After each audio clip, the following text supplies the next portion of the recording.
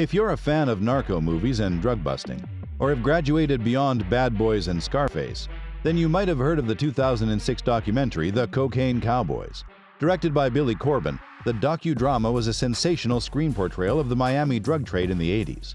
It was a gruesome period full of violence and crime, which is why the documentary became a cult classic, and many even used it as a foundation of reference for narco-content.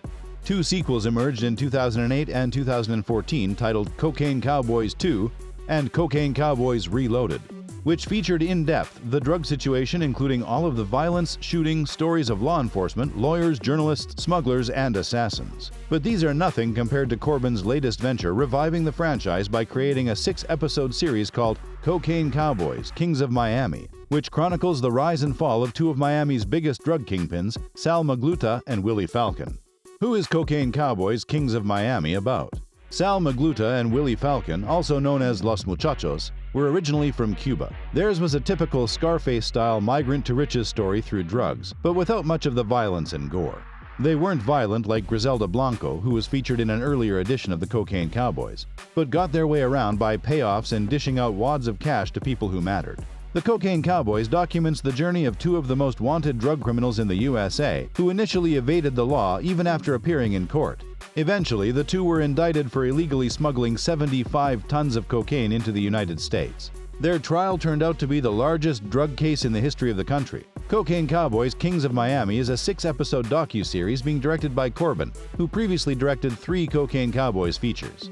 The Kings of Miami, yet no DEA wanted them. Willie Falcon and Sal Magluta, the billionaire Cubans, were unassuming figures. They weren't the stereotypical drug lords you see in typical movies, like the Will Smith film Bad Boys 2 with the kingpin Hector modeled after notorious drug lord Pablo Escobar. Instead, Falcon and Magluta weren't even on the DEA radar until their arrest in 1991. These guys had a penchant for being let off and evading convictions and sentencing, living a social life as stars on the powerboat racing circuit. Heck, they were so good at it, they even appeared on ESPN as captains of their team SEAHAWK. While the ultra-competitive duo were winning multiple offshore powerboat championships at sea, their teams on land were raking in the moolah, managing their undercover operation of illegal substances and smuggling drugs. They enjoyed a free run for over a decade, even being acquitted of ordering murders and several crimes and accusations leveled against them. Despite solid evidence, they were never convicted. This was mainly because of the forceful influence they exerted over Miami's business, political, and legal institutions. They were big names in superpower boat racing. While keeping a low profile is the norm for many engaged in crime, that was not the way of Cuban-born Miami-based drug kingpins Salvador Sal Magluta and Augusto Willie Falcon. They built a massive cocaine distribution network in the 1980s and rose to the top of the drug-dealing game, basking in the limelight while doing it.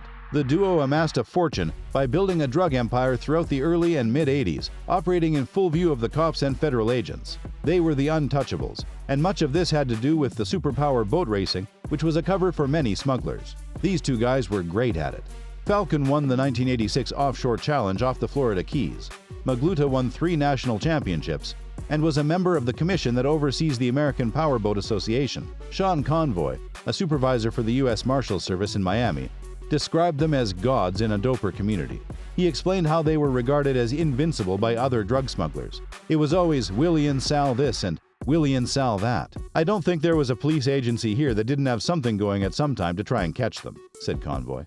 High school dropouts served with an empire for the taking.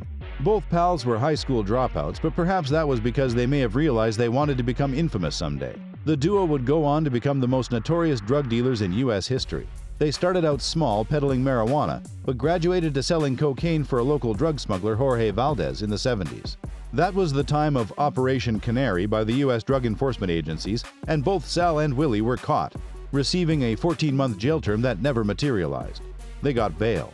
The duo continued their illegal trade and were in for a stroke of luck when VALDEZ was arrested and sentenced to 10 years in jail. He handed over his business to Sal and Willie, which might have been his undoing, but an act that propelled Willie and Sal headlong into the more serious side of the drug trade. And by more serious, we mean more moolah than the duo could have ever imagined, and it was just handed to them on a platter. Instant billionaires not a priority target. Not yet. From then on, there was no looking back for Sal and Willie. They were on their way up, and within a short while they began making unbelievable amounts of cash with their empire, worth over $2 billion. Surprisingly, though, they were operating freely with no hassles. Even as pockets of Miami became war zones for rival drug gangs between Colombian and Cuban cartels, Sal and Willie lived in the shadows while raids were taking place. They were not a high-target priority criminal for Miami police and the FBI, which easily allowed them to carry on their nefarious activities unhindered. They flaunted their wealth, competed in powerboat competitions, and socialized within the community, building relationships that would benefit their drug empire. More than Los Muchachos, they were looked upon as Robin Hoods of the community. For a decade, Willie and Sal were in their element, increasing their net worth to more than $2 billion.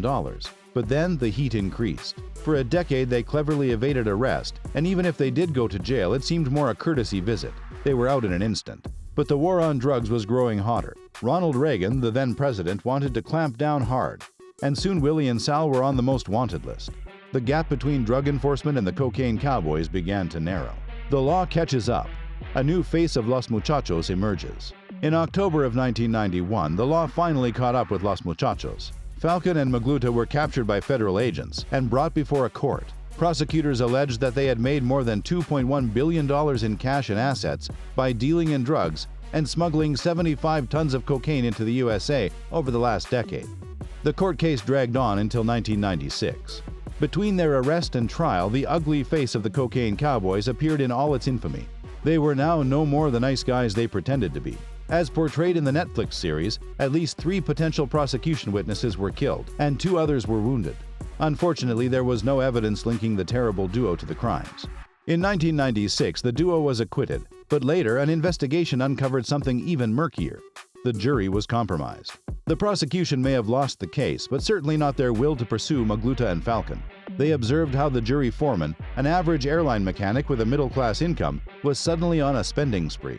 He even paid up all his credit bills, purchased a home in the Florida Keys with cash, and a swanky boat. If that was for fishing, then something was fishy. Lawyers for the foreman came up with several alibis. They even tried a unique line of defense saying that yes, he was crooked and accumulated a lot of cash from crimes, but none of it were from Magluta and Falcon. That was incriminating in itself, but they insisted the wealth was from the foreman's cousin, a dirty cop. Seeing a potential second case against them, Magluta and Falcon even recruited one of the top lawyers in the country, the Professor Black, who successfully defended William Kennedy Smith against rape charges, and subsequently married one of the jurors, Leah Black. The second trial and jail.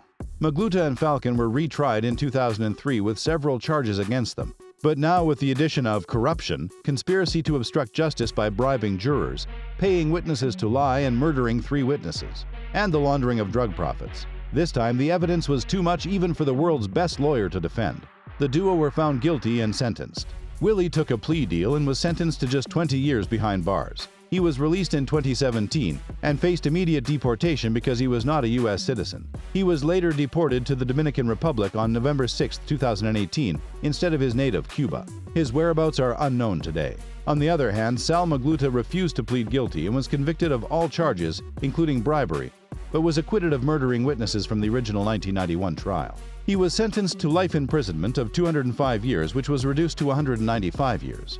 Sal Magluta is serving out his life sentence at ADX Florence, a supermax prison in Colorado. The Netflix series is remarkably accurate. The Netflix series Cocaine Cowboys, Kings of Miami does a remarkable job of portraying the facts chronicling the life of Augusto Willie Falcon and Salvador Sal Magluta. The series depicts their rise right from small-time drug dealers to become the primary American distributors for 2 of Colombia's biggest cartels. It captures their charm, their flamboyancy, ambition, and their notoriety that was part of the cocaine madness that permeated South Florida, New York, and Los Angeles in the 80s. The series does not go too in-depth into their modus operandi, but cleverly indicated how the duo were associated with the Medellin without the mention of Pablo Escobar. The documentary brings out the colorful characters of the Cocaine Cowboys and how their crookedness held up even the halls of the justice system. The courtroom drama that ensues at a point in the series is gripping.